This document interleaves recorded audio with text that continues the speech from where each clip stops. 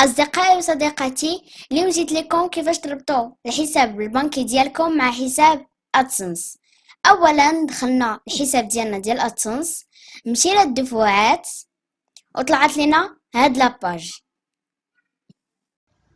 كنكليكيو على إضافة طريقة الدفع وكتطلع لنا هاد الصفحة اللي غادي نعمروها بدقة وما خصناش نغلطوا فيها.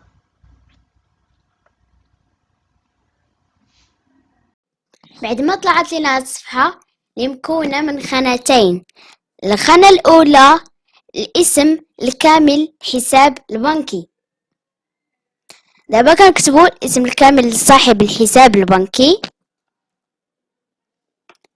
كنكتبوه. والخانة الثانية لرقم الحساب البنكي مكون من 24 رقم،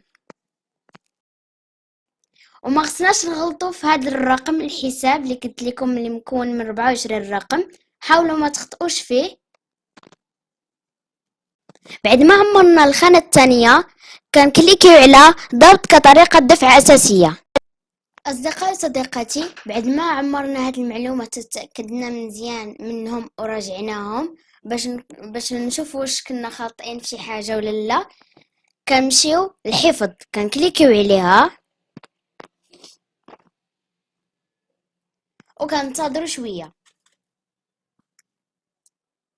كتطلع لنا هاد الخانة اللي هي اثبات ملكية حسابك المصرفي، اللي كيقولوا لنا انه غادي يرسلوا لنا واحد المبلغ مالي اقل من 10 دراهم بعد يومين.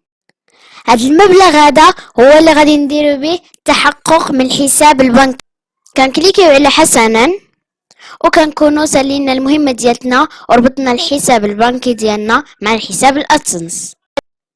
أصدقائي صديقاتي، بعد ما يومين وصلني واحد المبلغ اللي هو 1.15 في الحساب البنكي ديالي. كنمشي لأدسنس كنفتحو، كنمشي الدفعات مرة أخرى كنكليكي عليها. بعد ما كليكيت عليها كما كتشوفوا أصدقائي كاين واحد الشاشة، واحد الخانة باللون الأحمر واللي هي إثبات ملكية الحساب البنكي، وكنكليكي عليها.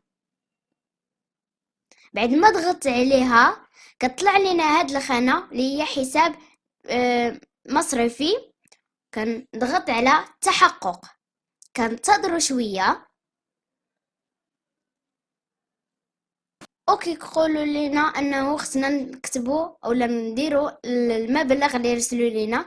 كما كتشوفوا كاينين الارقام بزاف على حسب شحال رسلوا لكم.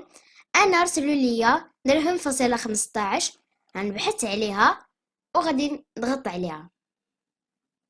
كما كتشوفوا كنبحث لقيتها، غادي نضغط عليها وغادي نكليكي على تحقق.